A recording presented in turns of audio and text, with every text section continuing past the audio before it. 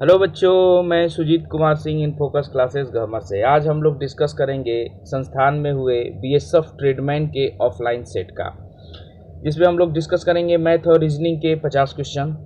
संस्थान में सेट जो हो रहे हैं अभी सोमवार, बुधवार और शुक्रवार को हो रहे हैं, जिसमें यूपी पुलिस, बिहार पुलिस और बीएसएफ ट्रेडमैन के सेट हो रहे हैं। ठीक है, वीडियो को पूरा देखिएगा और वीडियो पसंद आए तो लाइक कीजिएगा, सब्सक्राइब कीजिएगा और अपने दोस्तों के साथ शेयर कीजिएगा। ठीक है, इन फोकस क्लासेस अभी अपनी सुविधाएं जो है गहमर में उपलब्ध करा रहा है। जल्द ही हम लोग भदौरा में भी अपना एक ब्रांच खोलने वाले हैं। ठीक है, आइए शुरुआत करते हैं रीजनिंग के पहले क्वेश्चन से। पहला क्वेश्चन आपका ध्यान दीजिएगा कि साइन चेंज करने वाला है, जैसे प्लस को गुणा लिखेगा, माइनस को भाग और ऐसे ही आगे भी। तो हम लोग इक्वेशन में, समीकरण में जो है इसके चिन्हों को बदल के देखते हैं। तो चिन्हों को बदलेंगे तो ध्यान दीजिएगा कि प्लस की जगह पर गुणा लिखना है, तो 23 गुणा में 5। ठीक है, आगे बढ़ेंगे हम लोग। 5 प्लस में 14 और माइनस में 9 हल करेंगे तो 23 5 115 और 14 और 9 का डिफरेंस हो जाएगा 5, यानी 115 और 5 हो जाएगा 120। Option number A. दूसरा नंबर क्वेश्चन आप देखिएगा कि दर्पण प्रतिबिंब का ध्यान दीजिएगा प्रश्न है, और दर्पण आपका यहाँ पर एम और एन पर रखा गया है। तो दर्पण प्रतिबिंब में एक बात सीधी सी है कि चीज़ें पलट जाती हैं, यानी कि बाएँ की चीज़ें दाईं और दाईं की चीज़ें बाईं आ जाती हैं। तो ऐसे नंबर में आप मिलाइएगा तो ऑप्शन नंबर बी में ध्यान दीजिएगा कि सारे चित्र जो हैं वो बाएं के दाएं हुए रहेंगे। तीसरा क्वेश्चन है कि शब्दकोश के अनुसार अरेंज करना है, तो इसमें हम लोग वर्णमाला क्रम में ही शब्दकोश के अनुसार अरेंज करते हैं। तो हम देखेंगे कि यहाँ पर शुरुआत के 3 शब्द आर यू यम सब में हैं, तो इससे तो हम लोग हटा नहीं सकते। बाकी आगे देखेंगे तो आर यू यम के बाद इसमें ए है, यानी सबसे पहले ये आ जाएगा। ठीक है, उसके बाद इसमें बी है तो दूसरे नंबर पर ये आ जाएगा, और तीसरे नंबर पर आई है, RUMINATE, तो तीसरा का हमारा बी नंबर आंसर हो जाएगा। 4 नंबर क्वेश्चन आप देखिएगा कि प्रेरणा का कविता से, ठीक ना, तो जिस प्रकार प्रेरणा कविता को जन्म देती है, ठीक ना, उसी प्रकार ध्यान दीजिएगा कि बी नंबर ऑप्शन धूल जो है वो बीमारियों को जन्म देता है। 5 नंबर है कि ए बी संबंध है डी ई, तो हम देखेंगे, ध्यान दीजिए, ए का संबंध डी से यानी प्लस में 3 और बी का संबंध है ई से यानी प्लस में 3। तो इस प्रकार हमारा ऑप्शन नंबर ए है, 5 का ए है क्या, जी एच और जे के, यानी कि जी 7 प्लस में 3 10, एच 8 प्लस में 3 11। ऑप्शन नंबर ए 5 का। 6 नंबर देखिएगा कि 5 8 का संबंध है, तो 5 प्लस में 3 बराबर 8, तो उसी प्रकार 15 प्लस में 3 बराबर 18। ऑप्शन नंबर सी। नेक्स्ट बढ़ेंगे हम लोग। 7 नंबर सीटिंग अरेंजमेंट का क्वेश्चन है कि 4 व्यक्ति जो हैं वो ताश खेल रहे हैं, तो हम सोचते हैं गोलाकार मेज पर वो बैठे हों और एक दूसरे के सामने होंगे, बैठ के ही ताश खेल पाएंगे वो लोग। ठीक है, आगे कह रहा है कि एम एन के दाईं ओर, एम यहाँ अगर बैठेगा तभी वो एन के दाईं ओर हो पाएगा, और पी ओ के बाईं ओर, अगर पी को हम यहाँ पर बैठाते तो वो यहाँ से ओ के बाईं ओर हो जाएगा। तो बोला है कि निम्नलिखित में पार्टनर एक दूसरे के सामने बैठे हैं, तो देखिए पार्टनर जो बनेंगे ओ और एम बनेंगे, तो ओ और एम तो हमको किसी ऑप्शन में दिखाई नहीं दे रहा है। पी और एन हमारा बी नंबर ऑप्शन में है, इसलिए बी नंबर हमारा सही होगा। 8 नंबर आप क्वेश्चन देखेंगे। 8 number missing the find number का क्वेश्चन है, जिसमें दे रखा है कि 5 6 7 3 4 5 9 10 11 345। तो हम देखेंगे कि 5 3 9 जो है उसी से संबंधित कुछ प्रश्न बनेंगे यहाँ पर। तो आइए देखते हैं। देखिए, सबसे पहले 9 और 5 का गुणा करेंगे, 9 5 45, क्लियर। और उसके बाद 3 जो है बीच वाला, इसमें 100 का गुणा करके इसमें जोड़ देंगे 300, यानी आंसर होगा 345। इसी प्रकार ध्यान दीजिएगा कि 10 का गुणा होगा 6 से यानी 60 होगा, और बीच वाला जो नंबर होगा उसमें 100 का गुणा होगा, यानी 460 हमारा आंसर होगा। आगे बढ़ते हैं। इस प्रकार ध्यान दीजिए, 11 7 77 और 5 का गुणा 100 से यानी 500, 577 हमारा answer option number B. 9 number question देखेंगे, प्रश्न आकृति का प्रयोग करके कौन सा उत्तर आकृति बनाई जा सकती है। ध्यान से देखिएगा इसमें, जैसे मैं बात करूं कि ये बड़ा वाला वर्ग यहाँ आपको मिल जाएगा, ये लाइनिंग जो है यहाँ मिल जाएगी, ये छोटा वाला यहाँ मिल जाएगा, ठीक, सबसे छोटा वाला यहाँ है आपका, ये वाला वृत्तखंड यहाँ मिल जाएगा, और ये लाइनिंग आपको यहाँ मिल जाएगी, यानी ऑप्शन नंबर ए हमारा बनेगा 9 का। 10 नंबर में आएंगे तो संबंध है कि डी सी बी ए IGHF, इसमें हम जानते हैं कि मैक्सिमम चांसेस यही होते हैं कि D का संबंध I से, C का H से, B का G से और A का F से, फिर आगे ही वैसे ही। तो हम देखेंगे कि D को I बनाने के लिए प्लस में 5, C को H बनाने के लिए प्लस में 5, फिर आगे अगर हम बढ़ेंगे तो I के साथ हम लोग अगर +5 का कार्यक्रम करें तो N बनेगा, H के साथ +5 का काम करें तो M बनेगा, G के साथ +5 का काम करें तो G 7 5 12 यानी L बनेगा, और F के साथ +5 का बात करें तो 6 5 11 K बनेगा। NML के ऑप्शन नंबर C में है हमारा। ठीक है, 11 नंबर क्वेश्चन देखिएगा, श्रृंखला का क्वेश्चन है कि 7 11 13 17, तो डिफरेंस देखते हैं हम लोग यहाँ पर। 7 में अगर आप +2 दे दीजिएगा तो 11, और 11 में 7 में +4 दे दीजिएगा तो 11, और 11 में +2 दे दीजिएगा तो 13, 13 में पुनः +4 दीजिएगा तो 17, 17 में +2 दीजिएगा तो 19, 19 में +4 दीजिएगा तो 23, यानी हमारा जो मिसिंग नंबर है वो है 19, ऑप्शन नंबर ए। 12 नंबर देखिएगा कि प्रश्नाकृति किस उत्तराकृति में सन्निहित है, तो ऑप्शन नंबर डी आप देख पा रहे होंगे, ठीक ना, कि डी नंबर में हमको हुबहू ये चित्र जो है पूरी तरह से मिल जाएगा, ठीक ना, 100%। 13 नंबर क्वेश्चन देखिएगा कि निम्नलिखित विकल्पों में से वह शब्द चुनिए जो दिए गए शब्द के अक्षरों का प्रयोग करके नहीं बनाया जा सकता है।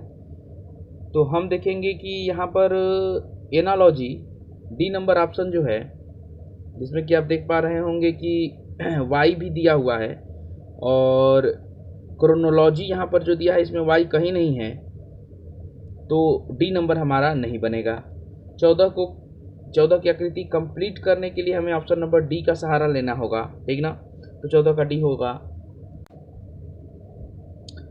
15 नंबर कथन निष्कर्ष का क्वेश्चन है। कथन है कि भारत में आधारभूत तथा पूर्ण विज्ञान पर जोर देने की अपेक्षा कृषि इंजीनियरिंग तथा तकनीकी क्षेत्रों पर अधिक जोर देना चाहिए, ठीक ना। तो मेरा एक सवाल है कि क्या पूर्ण विज्ञान, आधारभूत विज्ञान पर ध्यान दीजिएगा कि इन पर जोर देते हुए, इन पर ध्यान देते हुए कृषि इंजीनियरिंग तथा तकनीकी पर ध्यान नहीं दिया जा सकता क्या? क्योंकि ये चारों ही इम्पोर्टेंट है डेवलपमेंट के लिए, ये चारों ही इम्पोर्टेंट है, तो इन चारों पर एक साथ भी तो ध्यान दिया जा सकता है। इस आधार पर हम लोग आगे बात करेंगे निष्कर्ष के रूप में। तो कह रहा है कि आधारभूत तथा पूर्ण विज्ञान में भारत में संतोषजनक विकास हो चुका है, ठीक ना। पहली बात तो कि संतोषजनक विकास हुआ है कि नहीं हुआ है, इस बात की चर्चा तो बिल्कुल कथन में है नहीं, तो इसको तो वैसे ही गलत काटना है हमें। लेकिन ध्यान दीजिएगा कि किसी भी चीज़ का विकास पूर्ण नहीं है, ठीक ना। किसी भी चीज़ का अगर डेवलपमेंट करते रहना है तो ध्यान दीजिएगा कि उसमें नई नई चीज़ें हमको मिलती रहेंगी, ठीक है। बाकी इसकी चर्चा कथन में है नहीं, तो पहला नंबर हमारा गलत। दूसरा, भूतकाल में आर्थिक उत्पादन क्षेत्र पर ध्यान नहीं दिया गया, इसकी भी चर्चा नहीं है कि भूतकाल में उत्पादन क्षेत्र पर ध्यान दिया गया है कि नहीं दिया गया है, क्या कमजोरियां थी, तो हमारा दूसरा नंबर भी गलत, यानी कि न तो 1 और न ही 2, ऑप्शन नंबर बी हमारा सही होगा। 16 नंबर क्वेश्चन आप देखिएगा। 16 में दिया हुआ है कि विकल्पों में से चुनिए जो अन्य से भिन्न हो, क्लियर। तो हम देख रहे हैं यहाँ पर कि आँख, कान, टांगे, आँख, दिमाग, आँख, कान, टांगे, तो सीधा सा मतलब है कि आँख, कान और टांगे हम लोग तो बाहर से भी देख सकते हैं, लेकिन दिमाग को जो है हम लोग बाहर से नहीं देख सकते, इसलिए ए नंबर हमारा अलग है, ठीक। फिर आएंगे 17 नंबर में BAC, POQ, STU, YXZ में अक्षर वर्णमाला क्रम में नहीं है, जबकि STU में 17 नंबर में देखिएगा कि सिर्फ ऑप्शन नंबर सी जो है STU वो वर्णमाला क्रम में है, STU जो है वो वर्णमाला क्रम में है, इसलिए 17 का सी हमारा अलग है। 18 नंबर देखिएगा कि अंतिम दोनों अंक का योग पहला नंबर दिया हुआ है, जैसे बी नंबर में 5 3 8, डी 5 4 9, सी 4 3 7, लेकिन ए नंबर हमारा अलग है, 5 2 7 होगा, 6 दिया हुआ है, इसलिए 18 का ए अलग होगा। 19 नंबर में देखिएगा कि COLOUR का संबंध है AMJMSP से, तो यहाँ पर किया गया है -2 -2 का ऑपरेशन, -2 -2 का ऑपरेशन, क्लियर। तो उसी प्रकार 19 में जो है डंकी के लिए अगर -2 करेंगे हम लोग तो हमारे पास बनेगा BMLICW, ठीक ना, BMLICW, option number A. 20 number में क्वेश्चन देखिएगा। 20 नंबर में जो ग्रुपिंग किया हुआ है वो है 3 का NMO,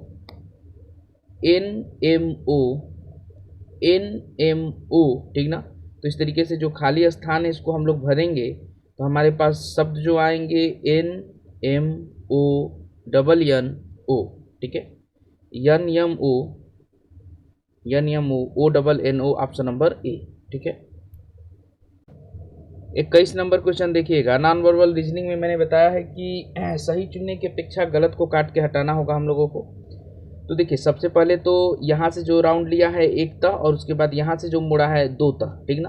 तो यानी कि अभी 4 तह में ये आकृति है और अगर एक भी छेद करते हैं तो ये चित्र जो है 4 जगह दिखना चाहिए। तो सी नंबर और ए नंबर तो हमारा आंसर ही नहीं होगा। बाकी ध्यान दीजिएगा कि कोनों पर काटा है तो कोनों पर दिखाई भी देगा, ठीक ना। तो इस हिसाब से ध्यान दीजिएगा कि डी नंबर की अपेक्षा बी नंबर हमारा दो ठो ध्यान दीजिएगा कि यहाँ ऊपर में और 2 ठो यहाँ कोनों पर नीचे में होना चाहिए।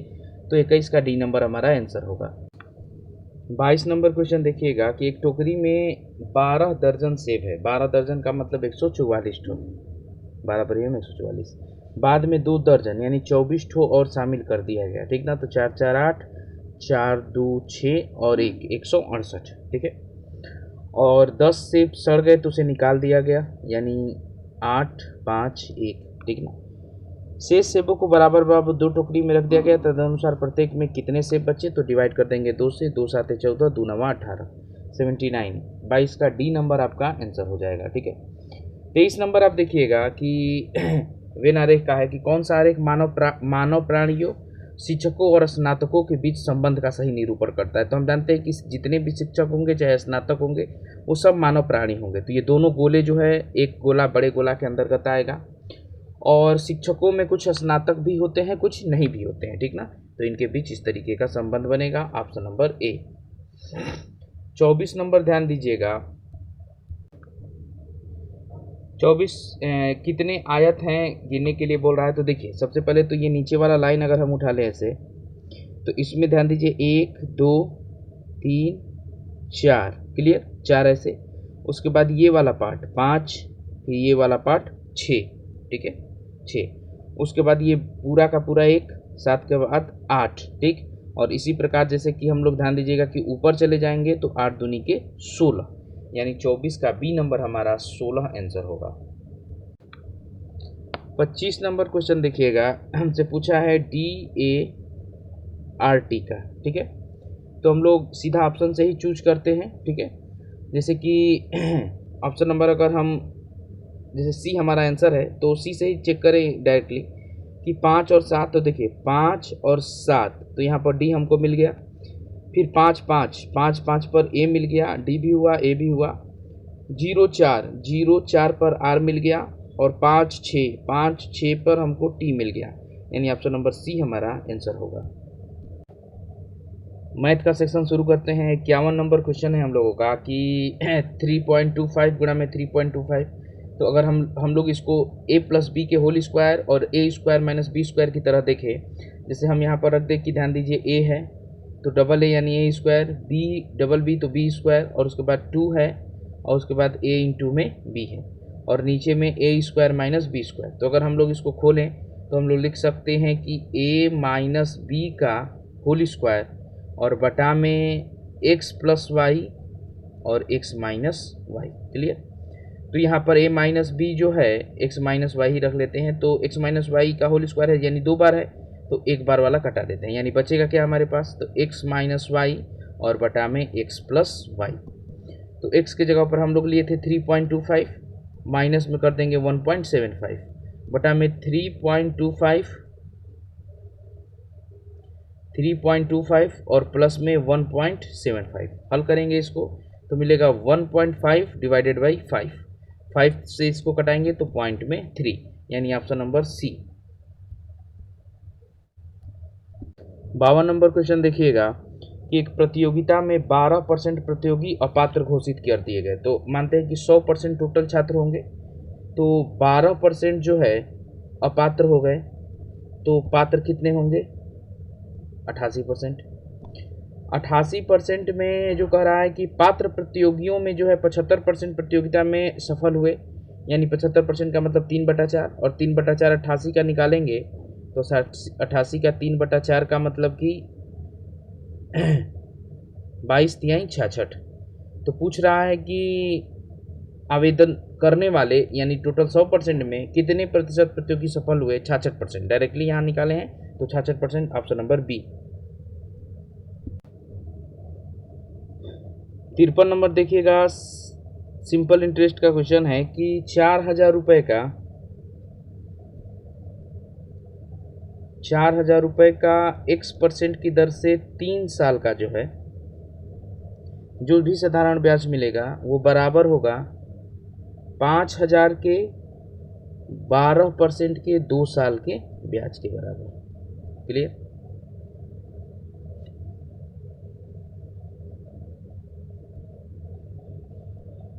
आगे बढ़ते हैं हम लोग। 100 से 100 कटेगा, 3 शून्य से 3 शून्य कट जाएगा, ठीक ना। 3 से 4/3 12 को कटा देंगे, यानी x बराबर हो जाएगा 5%, ठीक है। 5% नहीं, यहाँ पर 2 हम लोग का भी छूट रहा है, तो x बराबर हो जाएगा 5 दूनी के 10%, ऑप्शन नंबर सी। 54 नंबर देखिएगा कि राहुल किसी कार्य को 12 दिन में कर सकता है और रवि जो है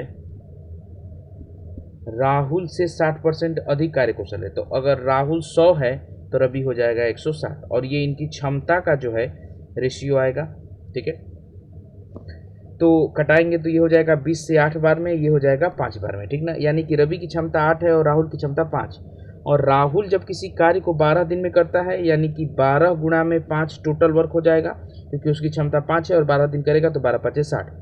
तो कह रहा है कि रवि उस कार्य को कितने, तो रवि की क्षमता है 8 से अगर इसको कराएंगे तो ध्यान दीजिएगा कि 4 दूनी की 8, 4 × 3 = 12, यानी कि 5 × 15/2, या कह सकते हैं 7 सही 1/2 दिन में, यानी ऑप्शन नंबर बी।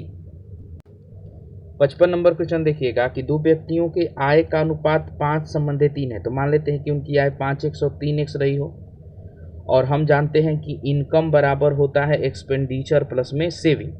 तो अगर इनकम में से हम सेविंग को घटा दें, सेविंग को यहाँ ले आते तो माइनस में सेविंग कर दें तो एक्सपेंडिचर बचेगा, यानी कि उनके जो बचत है वो इनमें से घटा दे 1300 और 900, तो हमारे पास उनके दो एक्सपेंडिचर हैं यानी खर्च है, व्यय हैं, उन्हीं का अनुपात आ जाएगा, यानी 9/5। क्लियर है? हल करेंगे तो ध्यान दीजिएगा कि 5 × 5 = 25x और माइनस में 13 × 5 = 6500, बराबर में ध्यान दीजिएगा कि 9 × 3 = 27x और माइनस में 9 × 9 = 8100। क्लियर है? 25x को इधर ट्रांसफर करेंगे तो ये हो जाएगा 2x, और 8100 को इधर ले आएंगे तो 15x 1600 हमारे पास बचेगा, यानी x बराबर कितना 800। तो हमसे पूछ रहा है कि प्रत्येक की आय कितनी है। प्रत्येक की आय 8 × 5 = 40, 4000, और 8 × 3 = 24, 2400, यानी 4000 और 2400, ऑप्शन नंबर बी, 55 का बी नंबर हमारा आंसर हो जाएगा। 56 नंबर देखिएगा कि बोल रहा है कि 8/7 और 5/6 के व्युत्क्रमानुपाती के योग का व्युत्क्रमानुपाती क्या होगा। तो सबसे पहले तो हम लोग 8/7 का व्युत्क्रमानुपाती लिखते हैं, यानी 8/7 का व्युत्क्रमानुपाती हो जाएगा 7/8, और जोड़ना है इसके 5/6 के व्युत्क्रमानुपाती को, यानी कि 6/5 हो जाएगा, ठीक ना। जब इनको हम लोग जोड़ेंगे तो एलसीएम होगा 40, 8 × 5 = 40, 7 × 5 = 35, और प्लस में 5/40, 8 × 6 = 48, 8 × 5 = 13 को 3 हासिल 1, 4 × 3 = 7, 1 × 8 = 83/40। क्लियर है?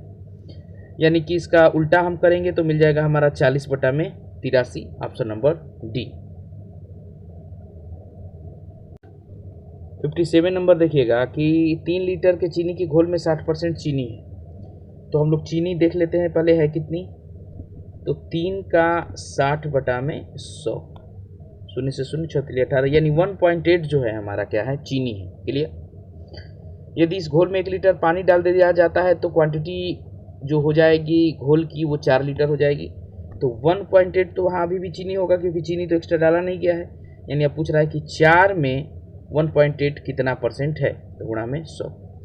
4 से कटाएंगे इसको 25 बार में, 25 वाट है 220, 25 से कम 25 × 45। क्लियर है। तो एक अंक पर दशमलव यानी कि 45%, 57 का बी नंबर हमारा आंसर होगा। 58 नंबर क्वेश्चन हम लोग देखेंगे कि एक किसान ने 9 घंटे में 61 किमी की यात्रा तय की। यदि उसने कुल यात्रा 4 किमी प्रति घंटा की रफ्तार से पैदल तय की और कुछ यात्रा 9 किमी प्रति घंटा की रफ्तार से साइकिल द्वारा तय की, तो उसने कितनी यात्रा पैदल तय की। इसे एलिगेशन पर हम लोग देखेंगे। देखिए कि पैदल जो है 4 किमी प्रति घंटा और साइकिल से कैसे, तो 9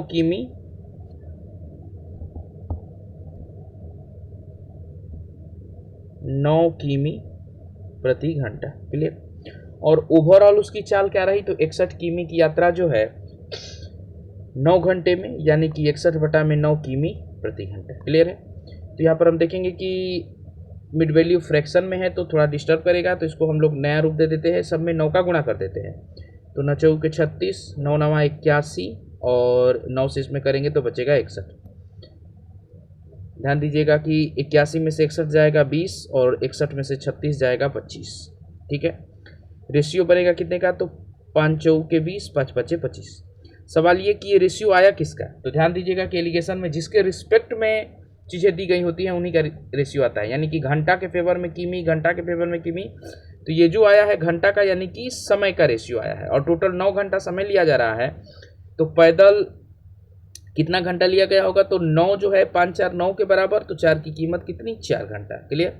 तो वह पैदल चला है 4 घंटे और उसकी चाल जो है वो 4 किमी प्रति घंटा है पैदल, यानी कि टोटल कितनी दूरी तय की उसने, तो 4 किमी प्रति घंटा के हिसाब से 4 घंटा चलेगा 16 kilometre. Option number C. 59 number question हम लोग देखेंगे। कह रहा है कि एक वृत्त का व्यास जो है एक वर्ग की भुजा के बराबर है, यानी ये ए है तो ये भी ए है। ठीक है। आगे हम लोग बढ़ेंगे। वृत्त का क्षेत्रफल दिया हुआ है, यानी कि पाई आर स्क्वायर की कीमत दे रखी है 64 पाई। क्लियर है। तो हम लोग आर के जगह पर a/2 का इस्तेमाल कर सकते हैं, ठीक ना। तो पाई से पाई को तो पहले काटेंगे और आर के जगह पर इस्तेमाल कर सकते हैं a/2, क्योंकि ये पूरा का पूरा व्यास है। और a/2 का स्क्वायर बराबर होगा 64 के, यानी a स्क्वायर बराबर 64 गुणा में 4। तो a बराबर हो जाएगा हमारा 8 गुणा में 2 यानी कि 16। तो a बराबर हमारा 16 हो गया। तो पूछ रहा है कि वर्ग का क्षेत्रफल होता है a का स्क्वायर, यानी 16 का स्क्वायर हो जाएगा 256। Option number D.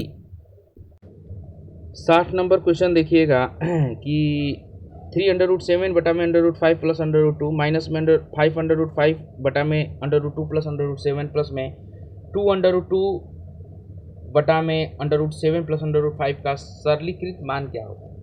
देखिए इसको हम लोग इंडिविजुअली जो है अकेले पहले तो परमीकरण करेंगे।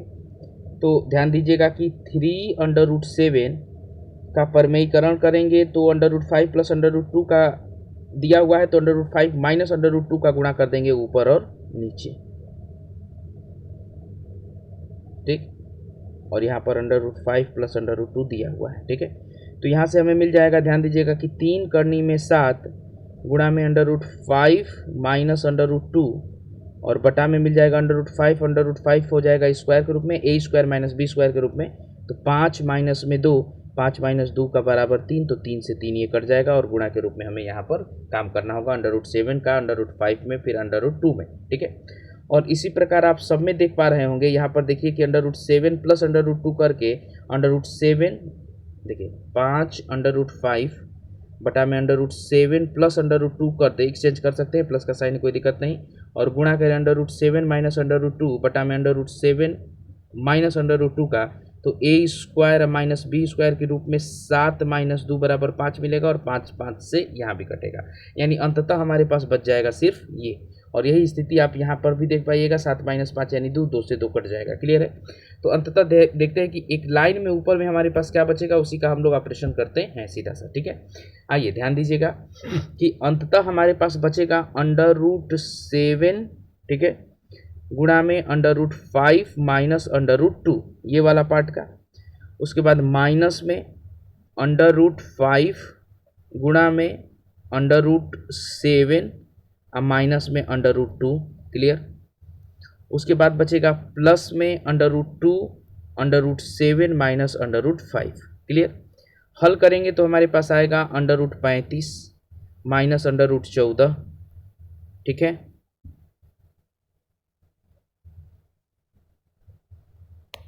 उसके बाद यहाँ से आ जाएगा माइनस में √35 प्लस में √10 प्लस में √14 माइनस में √10, और देखेंगे कि सब एक दूसरे से कट जाएंगे, यानी हमारे पास बचेगा 0। Option number A. 61 number question देखिएगा कि ए और बी के वर्तमान आयु का अनुपात 5 संबंधे 4 है। 2 वर्ष पूर्व उनकी आयु का अनुपात 4 संबंधे 3 था। तो देखिए दोनों में -1 की स्थिति बन रही है, और यही -1 एक यूनिट की कीमत 2 साल के बराबर है। क्लियर है। तो ए की वर्तमान आयु कितनी है? ए की वर्तमान आयु 5 दूनी के 10 साल। ठीक ना, 5 दूनी के 10 साल। Option number B. 62 number question हम लोग देखेंगे कि कोई धनराशि 10% चक्रवृद्धि ब्याज वार्षिक दर पर 3 वर्ष में 6655 रुपये हो जाती है, तो धनराशि कितनी है? तो देखिए 10% इज इक्वल टू होगा 1/10, इंक्रीज करेगा 11/10, और 3 साल की बात होगी तो 1331 बटा में 1000। क्लियर। तो हम लोग डायरेक्टली तुलना कर सकते हैं कि 6655 जो है हमारा 1331 के बराबर है, तो 1000 की कीमत, प्रिंसिपल की कीमत कितनी? 5 से कटाएंगे, 5 एकम 5, 5 3 15, 5 हासिल 1, 5 3 15 1 16 हासिल 1, 5 एकम 5 1 6, यानी कितनी बार में? 5 बार में कट जाएगा, और 5 गुणा में 1000 यानी कि 5000 हमारा क्या हो जाएगा? प्रिंसिपल, मूलधन।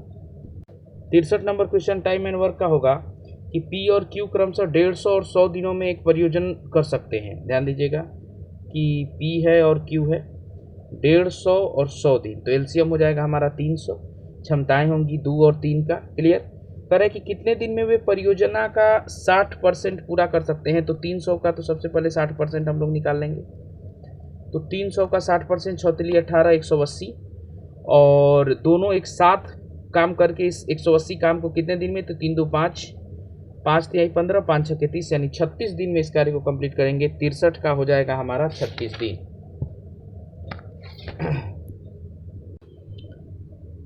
64 नंबर क्वेश्चन देखिएगा कि 39 छात्रों की एक कक्षा में औसत आयु 15 वर्ष है। यदि अध्यापक की आयु जोड़ दी जाए तो औसत आयु 3 माह बढ़ जाती है। अध्यापक की आयु ज्ञात कीजिए। तो ध्यान दीजिएगा कि जो अध्यापक आया है वो इतनी आयु लेके आया है कि कम से कम 15 वर्ष तो सबका मेंटेन किया ही किया, साथ में एक्स्ट्रा में और लाया कि 39 पहले थे और एक खुद 40 लोगों की आयु में 3 माह का औसत आयु बढ़ा दिया, यानी 3/12 वर्ष में कन्वर्ट कर देंगे।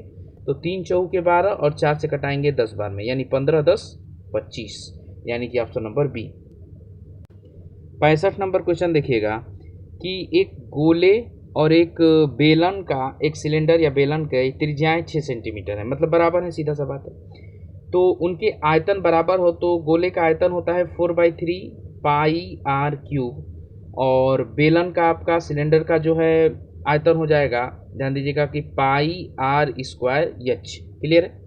और हम देख रहे हैं कि दोनों का r बराबर है, तो इस 3 से इस पूरे 2 को ख़त्म कर देंगे हम लोग। ठीक ना, पाई से पाई को ख़त्म कर देंगे, और h का मान निकालने के लिए 4/3 और r का मान 6 है, तो 3 दूनी के 6, 4 दूनी के 8। ठीक है।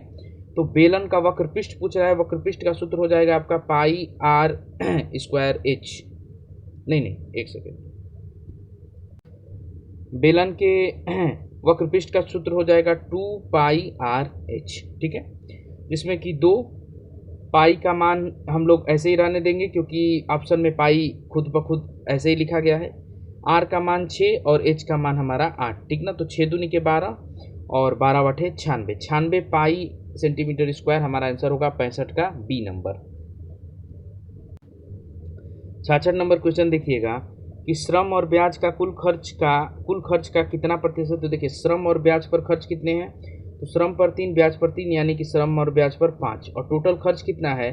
तो 4 3 7 2 9 1 10, यानी कि 20। तो 5 20 का कितना परसेंट? कटाएंगे 5 से, 5 5 25%, यानी ऑप्शन नंबर सी। 67 नंबर, एक टीवी 5% लाभ पर बेचा जाता है। तो ध्यान दीजिएगा कि सीपी उसका 100 और 5% लाभ पर बेचने का मतलब SP1 जो हो जाएगा 105, और उसकी जगह पर ध्यान दीजिएगा कि अगर 10% लाभ पर यानी SP2 बराबर कितना 110%, तो 110% लाभ पर बेचा जाता तो 1,000 रुपये अधिक मिलते। यहाँ से परसेंटेज में कितना अधिक मिलता तो कहिएगा कि 5%, और पैसे में कितना अधिक मिलता है 1,000, यानी 5% 1,000 के बराबर, तो 100% हमारा जो CP है उसकी मूल्य पूछ रहा हमसे, तो 1,000 बटा में 5 गुणा में 100, 5 दूनी के 10, यानी कि 20,000 की वो टीवी रही होगी, ऑप्शन नंबर ए। यदि 177 को 1/2 संबंध 2/3 संबंध 4/5 को अनुपात में 3 भागों में विभक्त किया जाता है, तो बताइए कि दूसरा भाग क्या हो। तो सबसे पहले हम लोग इसका एक परफेक्ट रेशियो देंगे, 1/2, 2/3 और 4/5, ठीक है। तो इसके लिए एक शानदार ट्रिक है कि किसी को भी अपनी वस्तु न पसंद आके दूसरे की ज़्यादा पसंद आती है। मतलब क्या कॉन्सेप्ट है कि सभी में अपना वाला हर छोड़ के बाकी के हरों का गुणा कर देंगे। मतलब कि पहला में आएंगे, पहला 1/2 में, तो 5×3 = 15, 5×3 = 15, 15 एकम 15। इसमें आएंगे तो 3 को छोड़ देंगे, अपना वाला पसंद नहीं आएगा, दूसरे का पसंद आएगा, यानी 5 दूनी के 10 और 10 दूनी के 20। तीसरे वाले में आएंगे तो 5 पसंद नहीं आएगा, 3 दूनी के 6, 6 चौके 24, यानी 177 जो है वो ध्यान दीजिएगा कि 5 4 9, 2 2 4 1 5, 59 के बराबर। तो दूसरा वाला भाग 20 की कीमत 59 से कटाएंगे 3 बार में, 20×3 = 60 हमारा answer, option number D. 69 number question देखिएगा। कह रहा है कि एक खोखले सिलेंडर के कुल सतह का क्षेत्रफल वर्ग सेंटीमीटर में क्या होगा जो दोनों सिरों पर खुला है, और यदि इसकी ऊंचाई 22 सेंटीमीटर, बाहरी त्रिज्या 7 सेंटीमीटर और मोटाई 1 सेंटीमीटर है, और पाई का मान 22/7 दिया हुआ है। सबसे पहले हम इस चित्र को समझेंगे, ठीक, और दूसरे पार्ट में हम लोग इसका कैलकुलेशन करेंगे। ध्यान से समझिएगा कि जैसे बाहर में मैंने ये वाला एक ब्लैक कलर का जो दिख रहा होगा एक बेलन ले लिया, ठीक, और इसके अंदर में खोखला बेलन जैसे है, तो ये जो पार्ट आपको दिख रहा होगा, ये ब्लू रेड पार्ट, ये वाला, ठीक ना, ये वाला रेड वाला पार्ट, ये क्या है आपका खोखला है, और ये ब्लू से आपको ये जो पार्ट दिख रहा होगा, ये वाला पार्ट, ये आपका भरा हुआ है, ठीक है। तो हमें चाहिए पूरे क्षेत्र का क्षेत्रफल, चाहिए हमें पूरे सतह का क्षेत्रफल। तो इसमें देखिए क्या क्या अगर हम निकाल लें तो हमारा काम बन जाए। सबसे पहले तो ये बाहर वाले का वक्रपृष्ठ क्षेत्रफल निकालने, यानी कि ये जो वक्र भाग है इसका, ये पूरा वाला, इसका क्षेत्रफल निकाले तो काम बन जाए।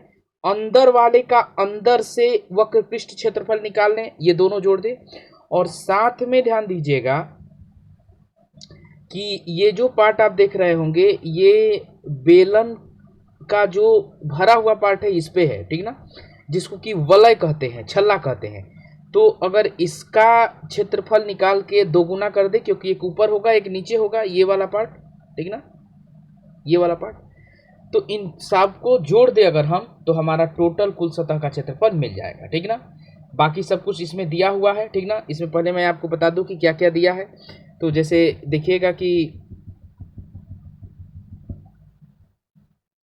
दिया हुआ है कि बाहरी त्रिज्या 7 सेंटीमीटर, यानी ये ग्रीन कलर से आप देख पा रहे होंगे, ये 7 सेंटीमीटर दिया हुआ है। ऊंचाई 22 सेंटीमीटर दी हुई है यहाँ से यहाँ तक की, और इसकी मोटाई जो दी हुई है, ठीक ना, 1 सेंटीमीटर है। तो आंतरिक त्रिज्या ध्यान दीजिएगा कि 7 - 1 6 हो जाएगा, ठीक है। तो इसी हिसाब से हम आगे का कैलकुलेशन अब करेंगे।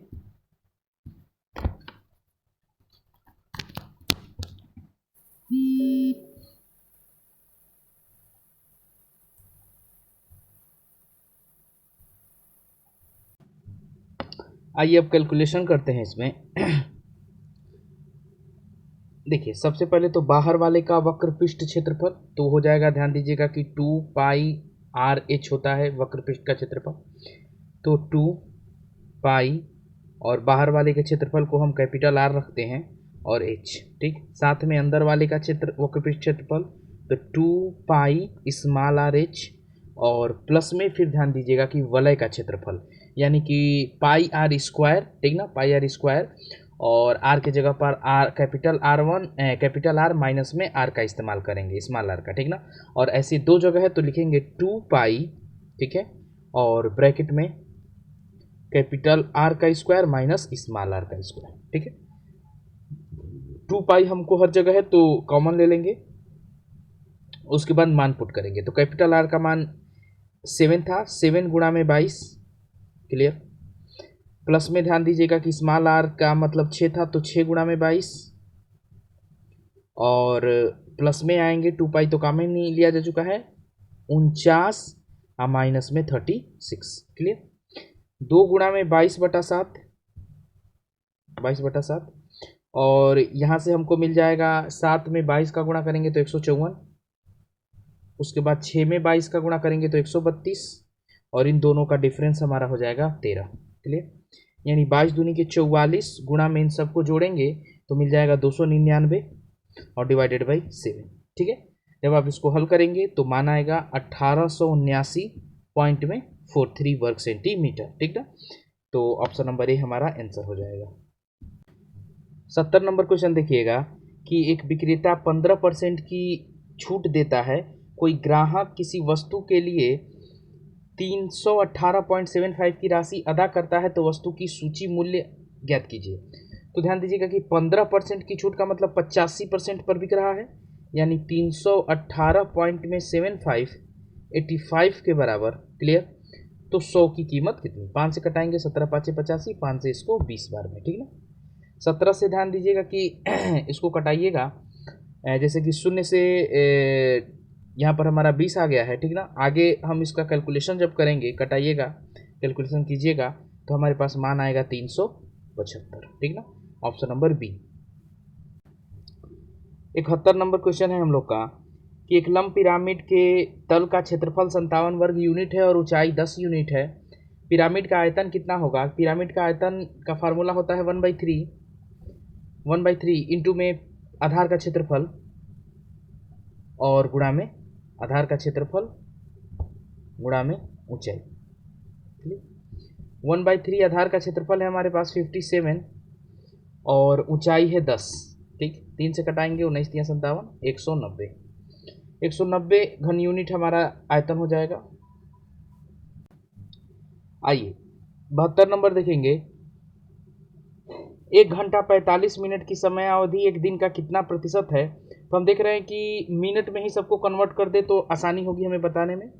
यानी 1 घंटा में मतलब 60 मिनट और 45 मिनट जोड़ देंगे तो 105, 105 मिनट टोटल 24 घंटा में, प्रत्येक घंटा में 60 मिनट, तो 24 गुणा में 60 का कितना प्रतिशत, तो गुणा में 100, क्लियर। 0 से 0 कटा देंगे, 6 से तो कटेगा नहीं, ध्यान दीजिएगा, तो कटा देंगे इसको, ध्यान दीजिएगा कि 3 से, 3 दूनी के 6, 3 3 के 9, 3 5 15, ठीक ना। यानी कि 350 divided by 48, clear. 350 divided by 48, तो जब इसको आप हल कीजिएगा तो बचेगा हमारे पास 7.291%, ठीक ना। हल कर लीजिएगा 72 का बी। 73 देखेंगे कि 4 अंकों की महत्तम संख्या जो 15 और 35 दोनों से विभाज्य हो, ठीक ना। तो देखिए सबसे पहले चेक करने के लिए तो 15 और 35 दोनों के साथ चेक नहीं करेंगे, तो 15 और 35 का हमारा एलसीएम हो जाएगा 105, ठीक है। 105 इसका एलसीएम हो जाएगा। तो दो तरीके हैं, एक तो आप 9999 के सबसे बड़ी संख्या के सेंस में जाएं, 105 से भाग दें, जो शेष बचता है उसको घटा के अपना आंसर लिखें, या बाई ऑप्शन भी आप ये कार्य कर सकते हैं, ठीक ना, कि बाई ऑप्शन आप चेक कर लें कि कौन सा ऑप्शन हमारा कट रहा है 105 से, वही हमारा आंसर, ठीक ना। तो इसमें हम जब चेक करेंगे तो सी नंबर जो आंसर है हमारा 9975, ठीक ना, यही हमारा आंसर होगा, 4 अंकों की सबसे बड़ी संख्या होगी। 74 नंबर क्वेश्चन देखिएगा कि यदि 5 किमी दौड़ने से 400 कैलोरी की खपत होती है, तो दिए गए पूरे सप्ताह में कितने कैलोरी की खपत की गई है। ध्यान दीजिएगा कि सबसे पहले तो देखते हैं कि पूरे हफ्ते में दौड़ा कितना गया। तो पूरे हफ्तों में जो दौड़ा गया है पूरा टोटल अगर हम इसका काउंट करें तो ये 16 किलोमीटर, 5 5 5 10 10 5 15 1 16, तो टोटल 16 किलोमीटर पूरे हफ्ते दौड़ा गया है। तो ध्यान दीजिएगा कि 400 कैलोरी की खपत होती है तब जब आप 5 किमी दौड़ते हैं, तो 16 किलोमीटर दौड़िएगा तो कितने कैलोरी की, 5 से हटाएंगे 40 बार, ठीक ना, और 0 16 बाटे 8 से 48 यानी कि 128, 1280 कैलोरी की खपत होगी, यानी ऑप्शन नंबर ए। 75 है कि एक व्यापारी एक साइकिल 10% हानि पर, हम मान लेते हैं कि ये हमारा सीपी है, ठीक है, और 10% की हानि पर यानी 90% पर बेचा होगा। और यदि बिक्री मूल्य 200 रुपये बढ़ा दिया जाए तो उसे 6% का लाभ होगा यानी 106 में बेचेगा। यानी यहाँ से यहाँ तक की दूरी कितनी, तो 16% की, और पैसे में कीमत कितनी, 200 की। तो साइकिल का क्रय मूल्य, तो ध्यान दीजिए, देखेंगे 200 हमारा 16 के बराबर, तो 100 की कीमत कितनी। क्लियर। 8 से कटाएंगे, 8 दूनी के 16, 8 से ये हो जाएगा 25, 2 से ये हो जाएगा 50, ठीक ना। यानी 0, 25 5 125, यानी कि 1250 रुपया हमारा सीपी होगा, 75 का सी। इस तरीके से आज बीएसएफ ट्रेडमैन के प्रैक्टिस सेट का फुल डिस्कशन मैथ और रीजनिंग का आपको मिला, ठीक ना। अगर ये वीडियो आपको अच्छा लग रहा है तो लाइक कीजिए, सब्सक्राइब कीजिए और अपने दोस्तों के साथ शेयर कीजिए। धन्यवाद।